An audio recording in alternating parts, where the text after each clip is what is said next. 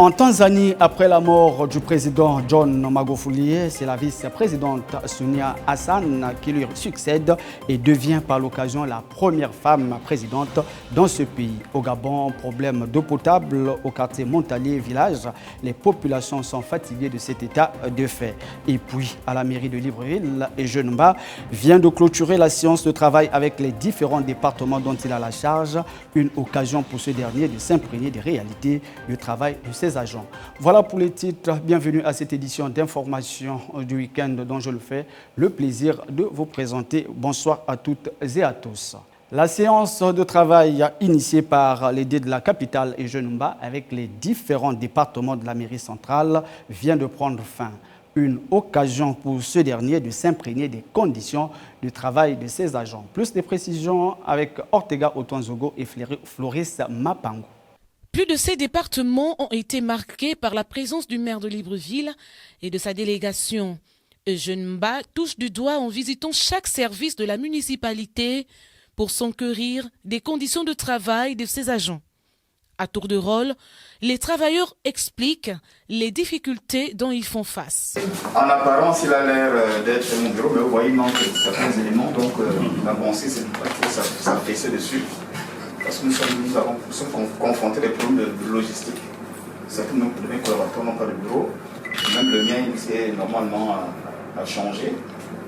Et moi, je travaille beaucoup à l'international. Et ici, comme vous constatez, monsieur le maire, c'est dans les conditions que travaillent vos agents. La clim, elle est juste là. On l'a juste allumée, mais elle ne fonctionne pas. En vue de lutter contre la pandémie du coronavirus, l'édile de Libreville a saisi l'opportunité pour distribuer à chaque responsable des kits sanitaires pendant sa visite. Pour cela, on vous remet les masques que nous fabriquons ici dans nos ateliers. Nous comptons sur vous, avec votre personnel, de faire en sorte que régulièrement, vous respectiez les mesures barrières. Depuis son arrivée à la mairie centrale le jeudi 31 décembre 2020, les choses ont démarré. Les œuvres sont visibles. On peut citer la campagne de lutte contre l'insalubrité, le lancement de programmes de 100 jours pour le nettoyage de la ville capitale, mais aussi et surtout l'installation des portiques et l'appareil de désinfection à l'hôtel de ville.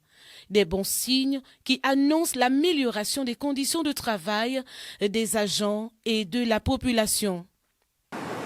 Le nouveau budget devrait nous permettre de financer le fonctionnement régulier des services municipaux, d'améliorer les conditions de travail des élus locaux et des agents municipaux, ainsi que les conditions de vie de nos populations.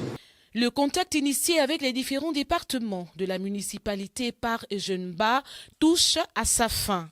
Une occasion propice pour l'édile de Libreville de s'imprégner des réalités du travail de son personnel et orienter sa politique sur les nouvelles dispositions à prendre pour faire avancer le travail.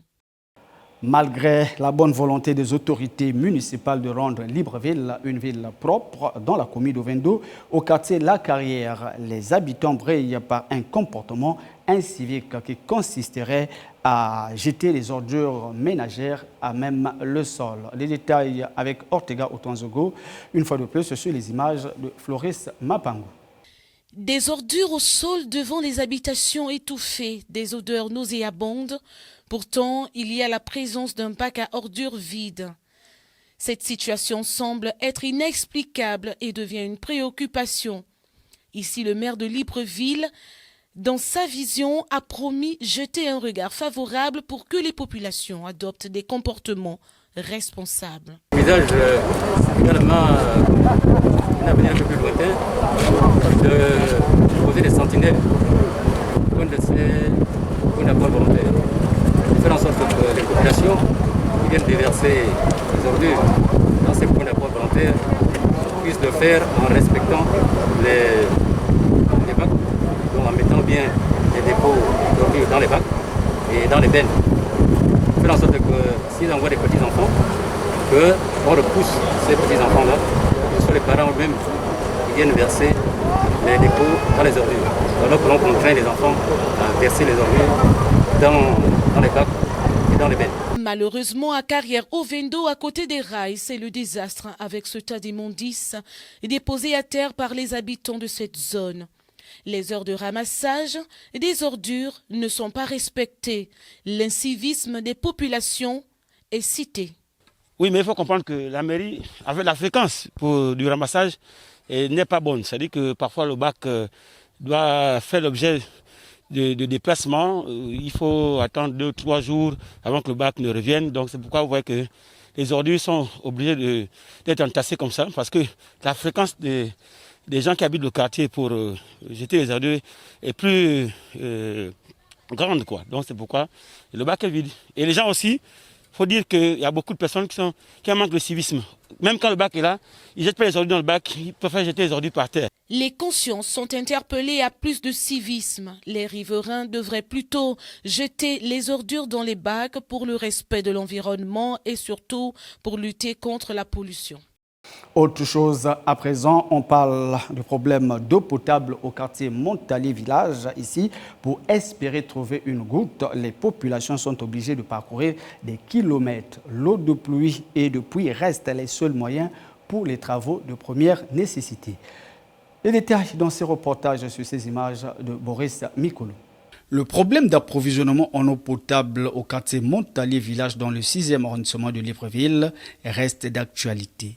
Les populations de cette partie de la capitale depuis plusieurs années, pour espérer trouver une goutte, sont obligées de parcourir des kilomètres malgré l'état piteux de la route qui ne leur facilite pas la tâche. Ici, nous on prend de l'eau avec des récipients au fin goudron. Il y a des demandes spéciales pour ça. Quand il y a besoin d'eau, seulement tu les appelles, ils viennent, ils prennent. Chaque vidéo de 20 litres pour amener de l'eau ici, c'est 200, plus l'argent de l'eau 100 francs, ça nous fait 300. Donc c'est ce que nous on vit ici. Il y a un puits en bas là-bas, c'est là où je parle pour puiser l'eau. Souvent, il y a des enfants qui me pissent chaque tonneau à 2000 ici. Nous prenons l'eau du puits juste pour se laver et laver le linge, utiliser peut-être pour les toilettes.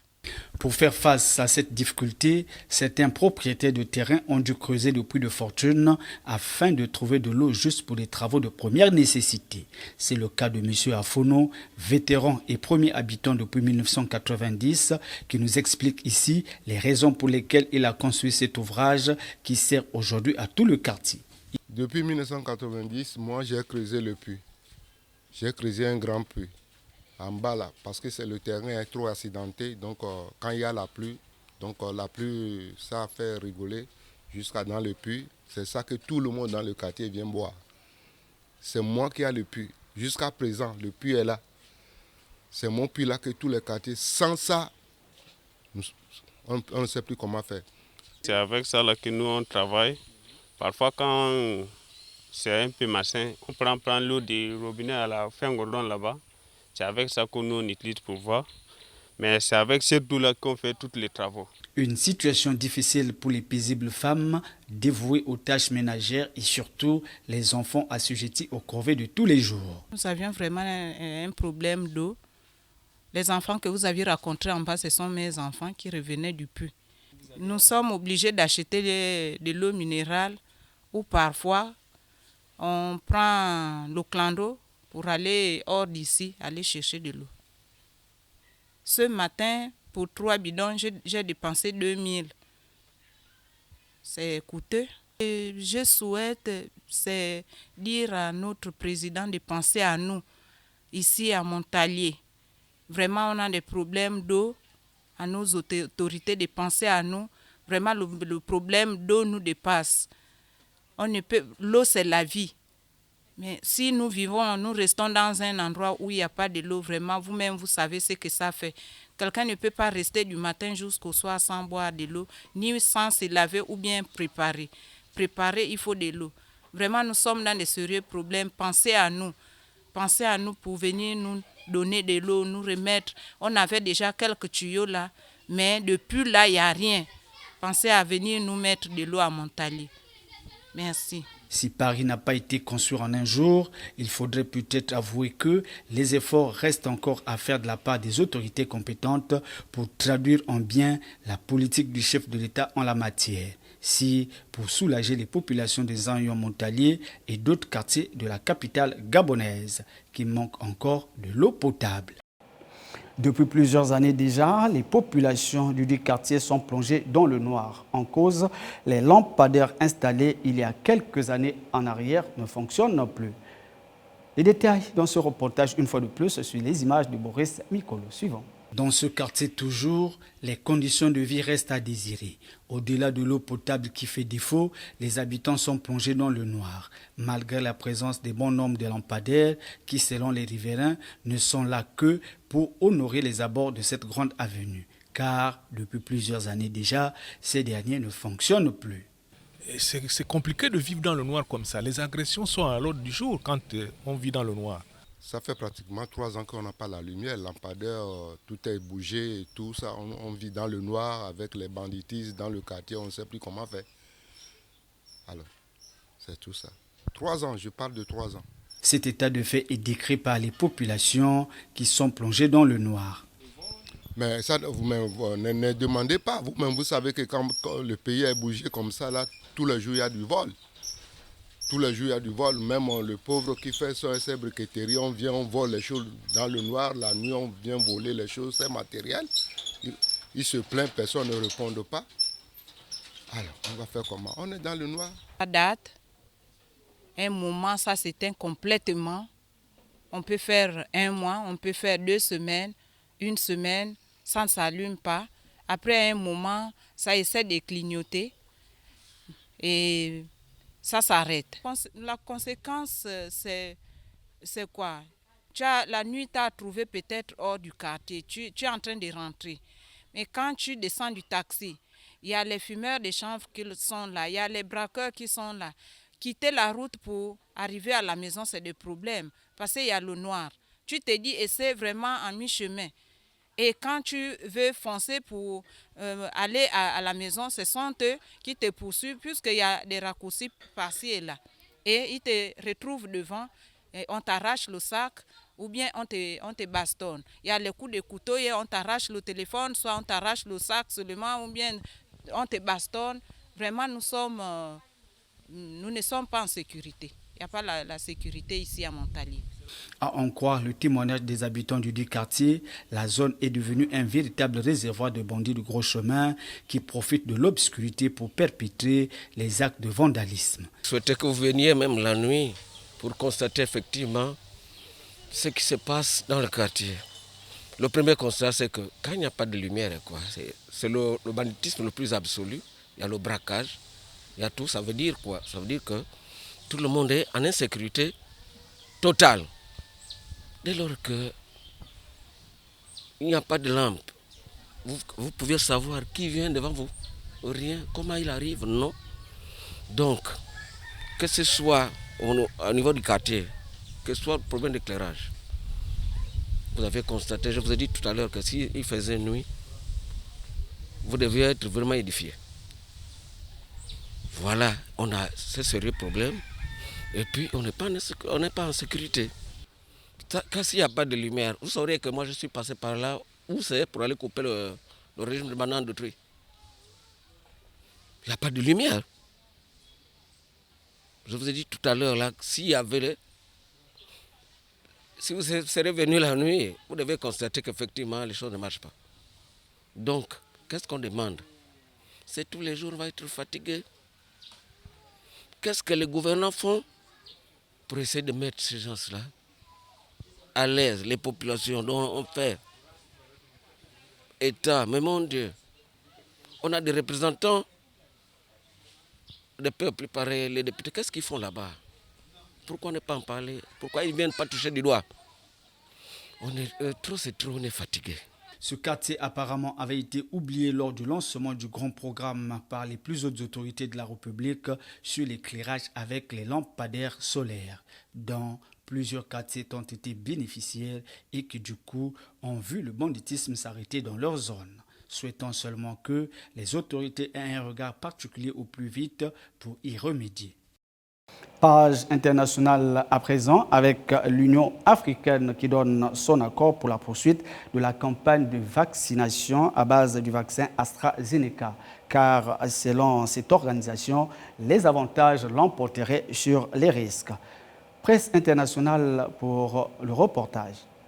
Les avantages du vaccin l'emportent sur les risques. Elle recommande ainsi la poursuite des vaccinations sur le continent, un avis positif qui intervient après que l'OMS ait donné son aval au vaccin.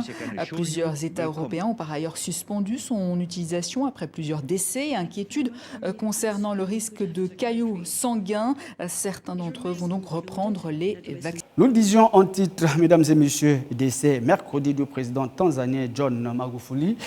Juste après sa mort, c'est la présidente qui a pris le pouvoir selon la Constitution. Samia Hassan, vice-présidente jusqu'alors, devient la première femme présidente dans ce pays. Plus de détails avec nos confrères de la presse internationale. Suivons. Il était connu sous le surnom de bulldozer parce qu'il entreprit de moderniser la Tanzanie lorsqu'il était ministre des Travaux publics. John Magufuli aimait se présenter comme proche du peuple et c'est sans doute pour cette raison qu'il est choisi par le parti au pouvoir, le CCM, pour le représenter aux élections présidentielles de novembre 2015. Il est élu avec 58% des voix et dès le lendemain de son investiture, John Magufuli se lance un défi, la lutte contre la corruption. La corruption est un cancer, une maladie. Et si vous êtes là pour combattre la maladie, vous devez la combattre sérieusement. Si vous allez lentement, vous ne pouvez pas combattre cette maladie. Mais très vite, le personnage révèle une face plus sombre, celle d'un homme autoritaire. Journalistes et opposants sont réduits au silence, arrêtés de simples posts sur les réseaux sociaux. Avec une partie de l'opposition en exil, John Magufuli est réélu en octobre dernier avec plus de 84% des voix pour un deuxième mandat lors d'un scrutin contesté. Le président tanzanien se fait aussi remarquer dans sa gestion de la crise sanitaire avec des prises de position ouvertement complotistes.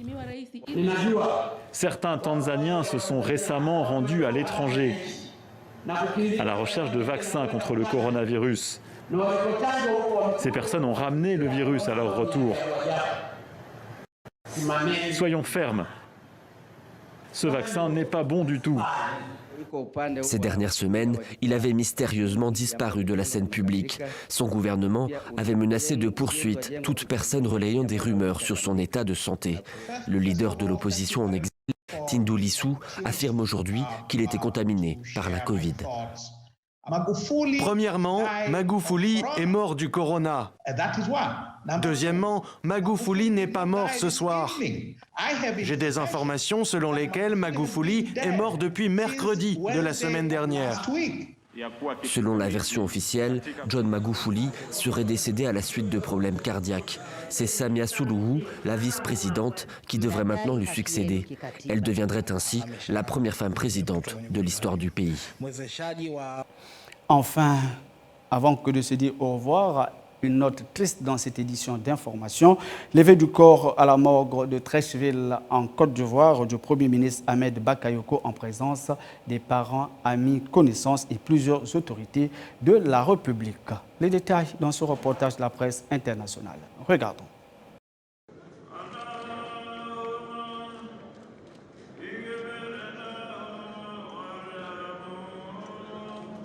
La grande salle où Fouad-Boigny d'Ivosep résonnait de l'invocation des imams à la toute-puissance de Dieu, le grand maître souverain. C'est dans cette atmosphère de prière que s'est déroulée ce jeudi 18 mars la cérémonie de levée de corps du Premier ministre Ahmed Bakayoko. Il y avait foule, membres du gouvernement, collaborateurs, parents, amis, connaissances ou simples citoyens qui lui étaient reconnaissants pour une aide. Ils sont venus se recueillir sur sa dépouille, lui dire un dernier adieu pour ceux qui ne pourront effectuer le déplacement jusqu'à Séguéla. Ils sont aussi venus témoigner leur solidarité à sa famille, à ses enfants. Tout comme à chaque étape de ce deuil douloureux qui les frappe eux aussi, solidairement avec la famille du Premier ministre Ahmed Bakayoko qu'ils considéraient comme un fils. Le président de la République Alassane Ouattara et son épouse, la première dame de Côte d'Ivoire, Dominique Ouattara, étaient présents à Ivosep. aux côtés de la veuve, des enfants et l'ensemble de la famille. Des prières et supplications étaient adressées à Dieu pour le repos de l'âme du défunt par les imams du Kozim. L'imam Cissé Djigiba a rappelé que le Premier ministre Ahmed Bakayoko a vécu utile pour sa famille et ses semblables. Dieu nous laisse un message. En venant, il nous dit « Je vous ai créé, vous et les djinns, pour m'adorer. C'est la mission que je vous assigne. Mais n'oubliez pas ceci. Kullu nafsin za'iqatul maut. Chaque âme, à la fin de ce voyage, va goûter à la mort. Et c'est ce qu'a connu notre frère, notre fils, Ahmed. Ahmed Bakayoko, le généreux. Ahmed Bakayoko, le combattant. Ahmed Bakayoko, celui dont le cœur est inaccessible au découragement. Ahmed Bakayoko, l'ami des pauvres. Ahmed Bakayoko, l'ami des orphelins. L'ami des jeunes, des artistes. Vous voyez donc la mission que Dieu lui a confiée, il l'a accomplie pleinement dans plusieurs dimensions de la vie. C'est pourquoi on pourrait, sans se tromper, dire c'est une personnalité multidimensionnelle, l'un des meilleurs de sa génération. Ahmed va rendre ce soir compte de sa mission, la mission qu'il a accomplie sur cette terre de Côte d'Ivoire, pour laquelle il voulait du bien. Oui, on pourrait dire Ahmed Bakayoko, l'homme de paix, l'homme d'amour, l'homme au cœur sans frontières. La Côte d'Ivoire a besoin de ce genre, de cette qualité humaine. C'est pour cela que nous sommes tous ici. Depuis son rappel à Allah, musulmans, non-musulmans, tout le monde est en train de prier pour que le Seigneur du monde l'accueille dans la meilleure des demeures du paradis. Vous qui avez un peu plus que les autres, vous êtes des intendants, des gardiens de la fortune de Dieu. Et le peuple de Dieu, c'est les pauvres, les indigents. Et à ceux-là, lorsque vous donnez, vous devez donner à Dieu. Et c'est Ahmed Bakayoko, c'était le sens de la générosité. La générosité n'est pas seulement de donner de l'argent, mais c'est d'être à l'écoute des autres. C'est soulager le cœur des autres en les écoutant. L'homme, en le regardant, nous avons dit, nous avons compris qu'il suivait les traces de ses ancêtres.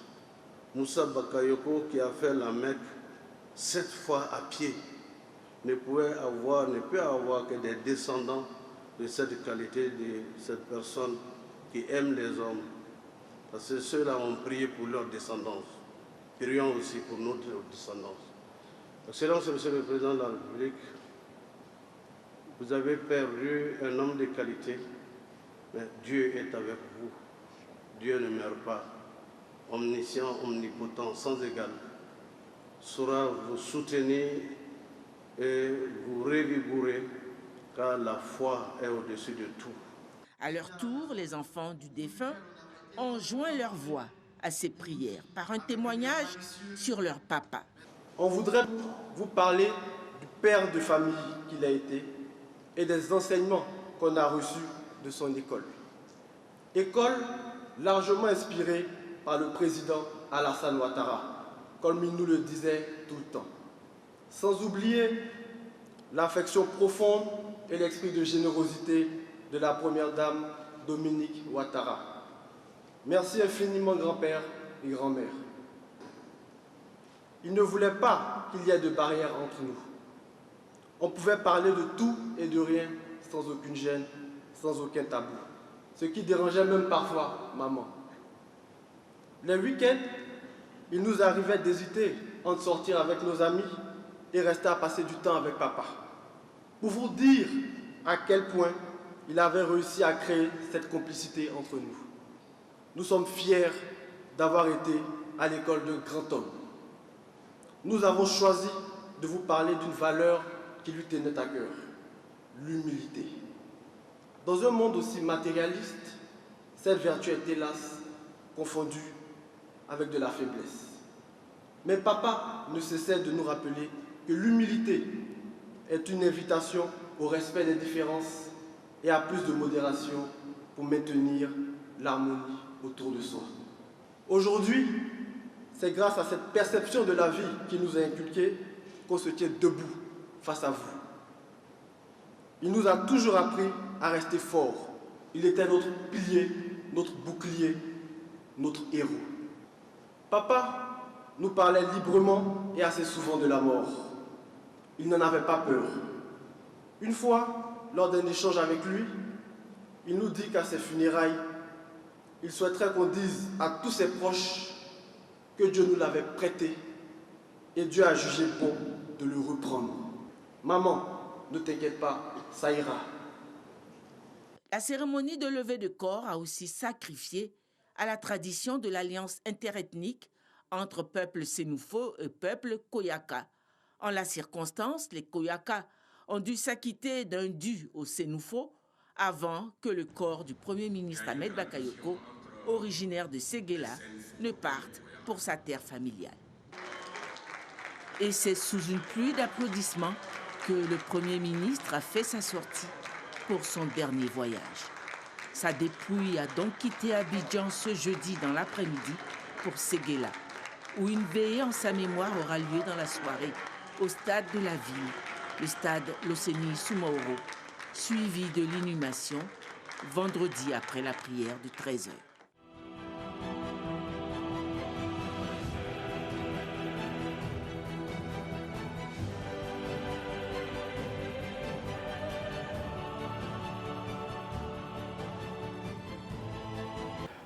Nous sommes arrivés à la fin de cette édition d'information. Le plaisir a été pour nous de vous avoir servi. Mais avant que de se dire au revoir, le rappel des titres. En Tanzanie, après la mort du président John Magufuli, c'est la vice-présidente Samia Hassan qui lui succède et devient la première femme présidente dans ce pays. Et puis au Gabon, problème d'eau potable au quartier Montalé Village. Les populations sont fatiguées de cet état des faits. Nous avons également parlé à Libreville de la mairie centrale où Eugène Mba vient de clôturer la séance de travail avec les différents départements dont il a la charge. Une occasion pour ce dernier de s'imprégner des réalités du travail de ses agents.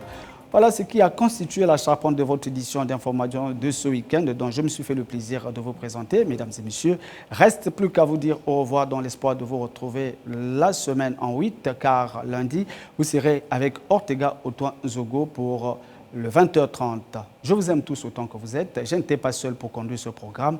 J'étais accompagné de toute l'équipe de la rédaction tout au long de cette semaine. On se dit au revoir. D'ores et déjà, bon week-end à toutes et à tous. Au revoir.